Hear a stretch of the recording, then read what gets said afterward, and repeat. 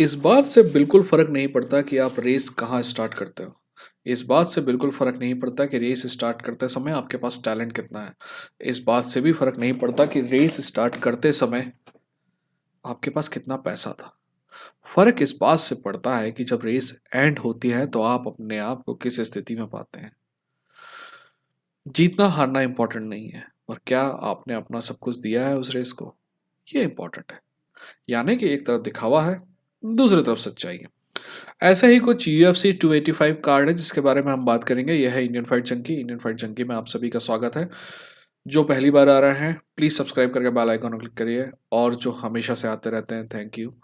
Because of you I made this videos. हाँ, और कामिल का मैं आंसर देना भूल गया था दोस्त, मेरी तबीयत पहले से बेहतर है। हाँ, थैंक यू। अब बात करते हैं UFC 285 की। मैं बोल रहा हूँ एक तरफ दिखावा है, एक दूसरी तरफ सच्चाई है। जैसे कि अगर मेरा पहला वीडियो आपने देखा होगा, एक शॉर्ट्स बनाया था मैंने, उसमें कहा था कि ये जो कार्ड है शायद पिछले 6 महीने का सबसे अच्छा कार्ड है, और ऊपर से दिखाई देता है क्योंकि इसमें बड़े बड़े बड़े बड़े बड़े बड़े नाम है। बट सच्चाई थोड़ी सी अलग है। सच्चाई का ऐसा है कि ज़रूरी नहीं है कि वो हमारी एक्सपेक्टेशन से मीट करे।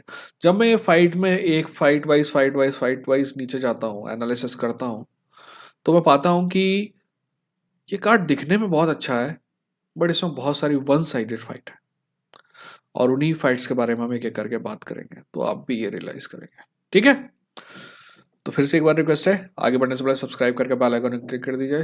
तो चलिए आगे बढ़ते हैं। देखिए, सबसे पहली फाइट जिसके बारे में हम बात करने वाले, बता दूं मैं, 8:30 बजे होने वाला है सुबह। 4, 4:30 से 5:30 के बीच में प्रीलिम्स स्टार्ट होगा, और 5:30 8:30 में मेन इवेंट स्टार्ट होगा, तो इतना कोई जल्दी उठने की जरूरत नहीं है, हमेशा की तरह। अब बात करते हैं मेन इवेंट की। मेन कार्ड में जो सबसे पहली फाइट है जिस पे सभी का ध्यान है, वो फाइट है बो निकल वर्सेस जेमी पिकेट की फाइट। बो निकल आपका नया वंडर किड है, पर जब से मैं एनालिसिस कर रहा हूँ, और जब से मैं UFC देख रहा हूँ, और जब से मैं MMA देख रहा हूँ प्राइड के समय से, दोस्त, ऐसे वंडर बॉय आते रहते हैं। क्या मैं ये कह रहा हूँ कि बो निकल बहुत टैलेंटेड नहीं है? मेरा मानना है कि बो निकल बहुत टैलेंटेड है। तो क्या मैं ये कह रहा हूँ कि मीडिया झूठ बोल रही है? मीडिया हमेशा झूठ बोलता है। तो मैं कहना क्या चाह रहा हूँ, मैं ये कहना चाह रहा हूँ कि बो निकल बहुत टैलेंटेड आदमी है, बट उसका टेस्ट तभी, जब उसका असलियत तभी पता चलेगी जब उसका असली में टेस्ट होगा। तो क्या ये फाइट टेस्ट नहीं है? जेमी पिकेट, अगर आप मीडिया देख रहे होंगे तो आपको नजर आ रहा होगा कि जेमी पिकेट का ये नॉकआउट, वो नॉकआउट, बहुत मतलब साला बेचारे बोनिकल को ना पहुंचते ही साथ बहुत टफ टेस्ट दे दिया गया। नहीं, बोनिकल जेमी पिकेट का एक लौता रास्ता जो जीत की तरफ जाता है वो है फीट पे और नॉकआउट पे, बस। बाकी सारे रास्ते जो हैं वो बो निकल की जीत की तरफ जाते हैं। और मेरा मानना है कि ये फाइट बहुत इजी होनी चाहिए, और बो निकल अगर टैलेंटेड है तो बहुत आसानी से जीतनी चाहिए। ठीक है, तो इस फाइट का एनालिसिस और प्रिडिक्शन बहुत सस्ता है। जैसे मैंने कहा कि वन साइडेड बहुत सारी फाइट है, प्रिडिक्शन बहुत ईजी है। हार्ट दिल भी वही कहता है कि बो निकल जीतेगा, दिमाग भी कहता है बो निकल जीतेगा। पैसा होता तो भी बो निकल पे ही लगाया जाता। ठीक, मेरा मानना है कि जिमी पिकेट ठीक ठाक फाइटर है, बट बो निकल के लेवल का नहीं है, तो बो निकल should win this fight very easily. अब इसके बाद हम जिस फाइट के बारे में बात करने वाले हैं, वो फाइट मेरी फेवरेट है इस पूरे कार्ड की, और वो फाइट है जेफ नील वर्सेस शफकत रखुनाव की। पहले जेफ नील की बात कर लेते हैं। जेफ नील ने हमें रिसेंट फाइट में दिखाया है कि जेफ नील पहले से कहीं ज़्यादा प्रोग्रेस हो गया। ये पुराना वाला जेफ नील नहीं है जो जिसका कार्डियो 2 राउंड के बाद खत्म हो जाता था। ये पुराना वाला जेफ नील नहीं है जो थोड़े बहुत सेटबैक के बाद जीतने की कोशिश करना बंद कर देता था। ये पुराना वाला जेफ नील नहीं है जिसका टेक डाउन कमजोर था, सॉरी टेक डाउन डिफेंस कमजोर था। इस जेफ नील ने उन सारी चीज़ों की कमियों को पूरा कर दिया है। अब जेफ नील कहाँ बेहतर है? पहली बात, उसका टेक डाउन डिफेंस पहले से बेहतर है।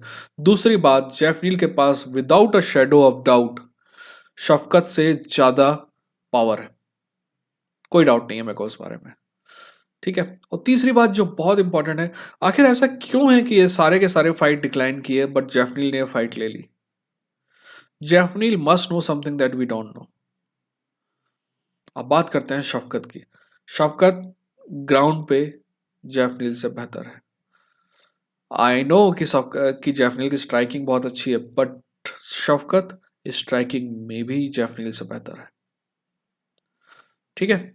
मैंने वैसे एक वीडियो बनाया है शफकत रखमनाव पर, मैं 3 साल से बोल रहा हूँ कि Shafqat is going to be champion, और मेरा मानना है कि ये फाइट बताएगी कि क्या वो चैंपियनशिप मटेरियल है या नहीं है। ठीक है, शफकत ग्राउंड में फाइट जीत सकता है, और शफकत फीट पे भी फाइट जीत सकता है, स्ट्राइकिंग में भी फाइट जीत सकता है। एक लौता जो उसके रास्ते का स्पीड ब्रेकर है, उसके जीत का, उसके और उसके जीत के बीच का स्पीड ब्रेकर है, वो है जेफ नील का पावर। जेफ नील को अगर ये फाइट जीतनी है तो he has to knock out Shaukat, otherwise Shaukat is going to win this fight rather easily. So here is my prediction. मेरा दिल कहता है शौकत जीतेगा, दिमाग कहता है शौकत जीतेगा, और अगर पैसे होते तो शौकत रखमनाव पे ही लगाए जाते। ठीक, आगे बढ़ते हैं। अगली फाइट है मैथ्यूज गैमरॉड वर्सेस जेलिन टर्नर की। हाँ, मुझे पता है, मेरे को पता है कि आप लोग ये सोच रहे होंगे कि यार मैं 20-20 मिनट के एनालिसिस करता हूँ और आज जल्दी जल्दी हो रहा है। पता है जल्दी जल्दी इसलिए हो रहा है क्योंकि फाइट में डिफरेंस बहुत ज़्यादा है। फाइटर्स के बीच में डिफरेंस बहुत ज़्यादा है। पूरे के पूरे कार्ड में मैं ये देखा कि टफ फाइट नहीं है, सबसे क्लोज फाइट जो है वो 2 फाइट है। एक जिसके बारे में हमने बात कर ली है, जेफनील वर्सेस शौकत रखमनाव की, ये बहुत क्लोज, मतलब दूसरी फाइटों के मुकाबले ज़्यादा क्लोज है। और दूसरी फाइट जिसके बारे में हम बात कर रहे हैं वो है मैथ्यूज गैमरॉड वर्सेस जैलिन टर्नर की। ठीक है, सबसे पहली बात ये शॉर्ट नोटिस फाइट है। गैमरॉड हार से वापस आ रहा है, but he is still wrestling, शानदार फाइटर है रेसलिंग के मामले में। ठीक है, जैलिन टर्नर के पास कुछ एडवांटेज हैं जो मैथ्यूज पे हैं। पहली बात, जैलिन टर्नर का साइज बड़ा है। दूसरी बात, जैलिन टर्नर की स्ट्राइकिंग बेहतर है। तीसरी बात, जैलिन टर्नर की स्पीड भी बेहतर है। पर जहां तक मैथ्यूज गामराउट की बात है, वो ग्राउंड पे माइस्ट्रो है। ठीक है, ये मैं मान लिया है कि बैनियल दरियुश के सामने नहीं था, बट हर कोई बैनियल दरियुश भी नहीं है ना। तो मैथ्यूज गैमरॉट को अगर ये फाइट जीतनी है तो उसको फाइट ग्राउंड पे ही रखनी है।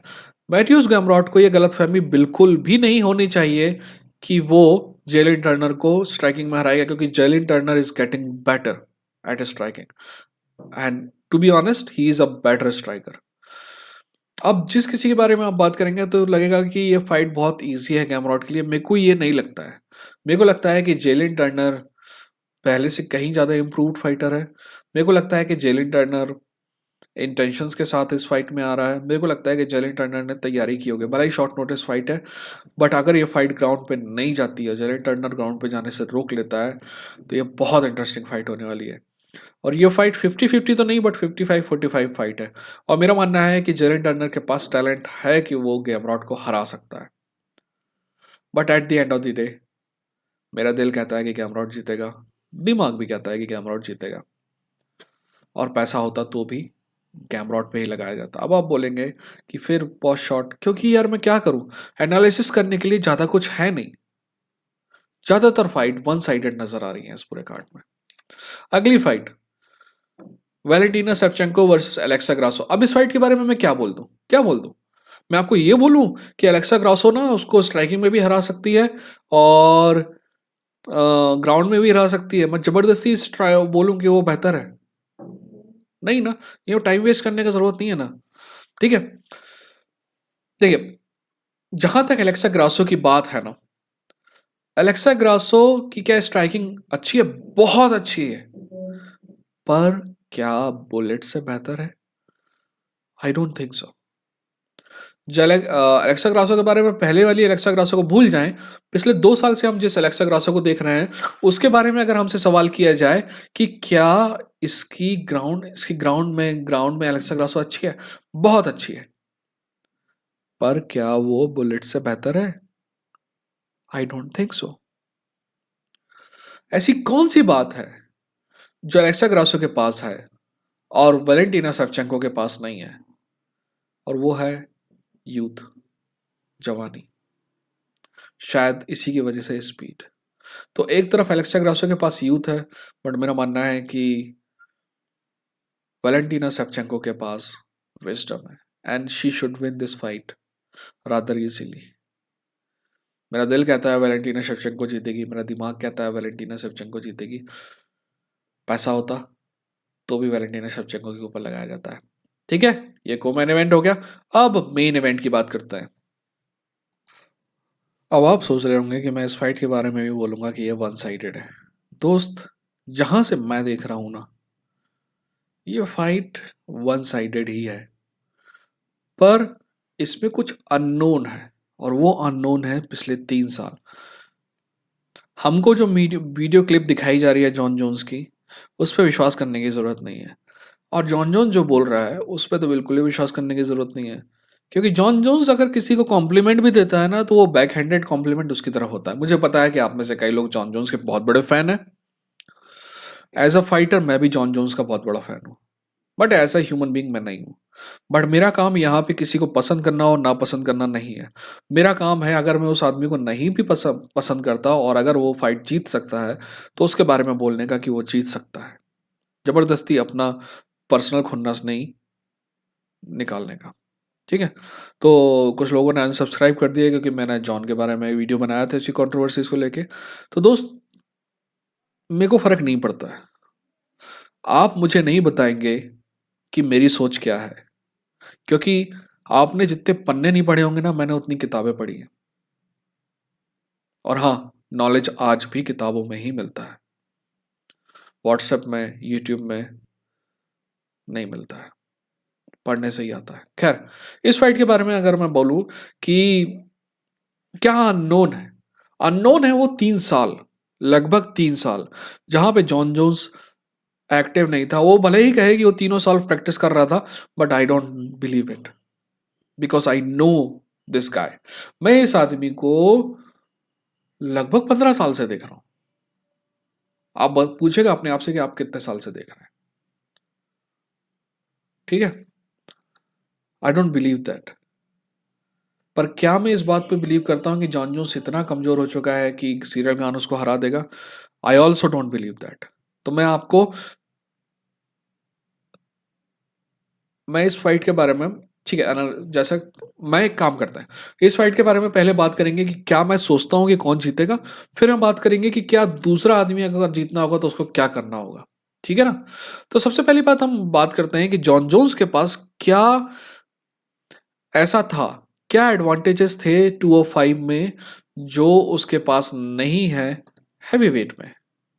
ठीक है, और वो एडवांटेज कुछ इस तरह से थे। सबसे पहली बात, जॉन जोन्स का साइज जो है दूसरे 205 से थोड़ा ज्यादा था। जॉन जोन्स की रीच इज फिनोमिनल।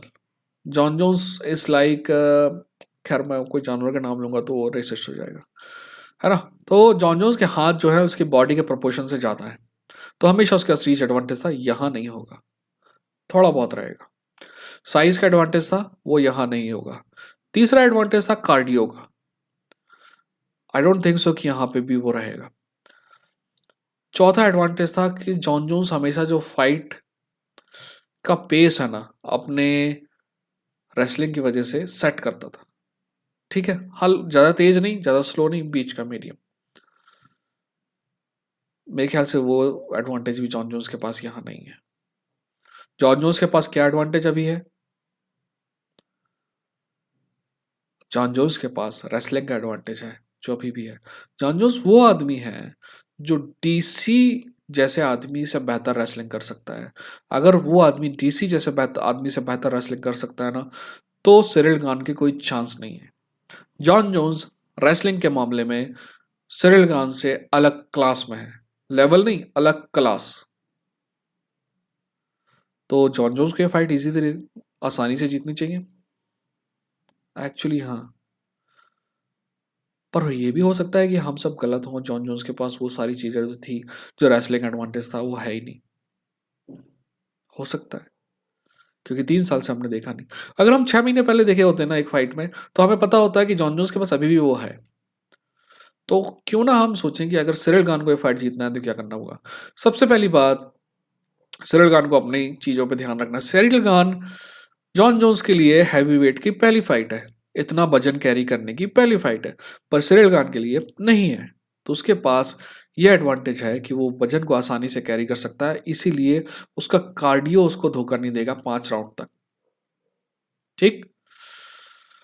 अगली बात, जो सिरिल खान के पास है और जो जॉन जोन्स के पास नहीं है, वो है सिरिल खान। बहुत बेहतर स्ट्राइकर है जॉन जोन्स से। ठीक। तीसरी बात, जॉन जोन्स से ज़्यादा स्पीड है सिरिल खान में। तो सिरिल खान को ये तीनों चीज़ें यूज़ करनी है जो उसका एडवांटेज है, और उस चीज़ को न्यूट्रलाइज करना है जो जॉन जोन्स का एडवांटेज है। पहली बात, जॉन जोन्स का एडवांटेज रेसलिंग है। तो रेसलिंग में मेरे ख्याल से सिरिल खान को थोड़ा सा माइंड गेम खेलते हुए पहले ही टेक डाउन के लिए जाना चाहिए। पहले ही जैसे ही मौका मिले तुरंत टेक डाउन के लिए जाना चाहिए। भले ही टेक डाउन हो या ना हो, इससे फर्क नहीं, पर जॉन जोन्स को यह पता होना चाहिए कि अगर वो टेक डाउन के लिए जाएगा तो देर इज प्राइस टू पे फॉर इट। दूसरी चीज, जॉन जोन्स पेस सेट करता है, और उसकी पेस है स्लो भी नहीं, तेज भी नहीं, मीडियम। लगातार लगातार बहुत सारी मतलब स्ट्राइकिंग होगी, बट मीडियम पेस में होगी। Touch touch and go, touch touch and go, touch touch and go. इस फेज जो इस ये जो स्पीड है इसको डिसरप्ट करना है। कैसे? स्ट्राइकिंग में रीच का इतना कोई ज़्यादा फर्क नहीं है, तो रेंज में अंदर जाने का है और बेहतर स्ट्राइकिंग करने का है। लगातार जॉन जोन्स को लगातार प्रेशर करने का है। आपके और बीच में फाइटर में इतना ही अंतर होना चाहिए जो आपकी रीच है। अगर फाइटर इधर जाता है तो आपको इधर जाना है, इधर जाता है तो इधर जाना है, इधर जाता है तो इधर जाना है, इधर जाता है तो इधर जाना है। उसको एक सेकंड के लिए सांस नहीं लेने देना है। और that's how you will set the pace of your own. और एंड में you will have to knock out John Jones. आपको जॉन जोन्स को नॉकआउट करना है। अगर आप नहीं कर पाएंगे तो आप दिक्कत में हो जाएंगे। आप अगर 4 राउंड भी जीतेंगे तो 5वें राउंड में जॉन जोन्स वापस आएगा और ग्राउंड एंड पाउंड से आपको निपटा देगा। So you will have to knock out. But क्या सिरिल खान नॉकआउट कर सकता है? I don't know. इसके लिए हमें फाइट देखना पड़ेगा। ठीक है। और जहां तक एंड में प्रेडिक्शन की बात है, मेरा दिल कहता है जॉन जोन्स जीतेगा, दिमाग कहता है जॉन जोन्स जीतेगा। पैसा होता तो भी जॉन जोन्स पे ही लगाया जाता। आप बताइए इन सारी फाइट्स के बारे में आपका क्या सोचना है कमेंट पे। मैं हर कमेंट पढ़ता हूँ। ठीक है। कामिल तुम्हारा जवाब देना भूल गया था दोस्त। वो मैं क्या क्या है कि जब भी मैं प्रीमियर करता हूँ ना, तो मैं चैट पे नहीं रहता हूँ, तो आप लोग वो टेंशन मत लिया करो। वो चैट उन्होंने इनेबल कर रखी है, बाकी मैं चैट पे रहता नहीं हूँ। मैं कभी लाइव आऊँगा तो लाइव बात करते हैं। ठीक है। अपना ख्याल रखिए, अपनों का ख्याल रखिए। ये था इंडियन फाइट जंगी। लड़ेंगे, जीतेंगे।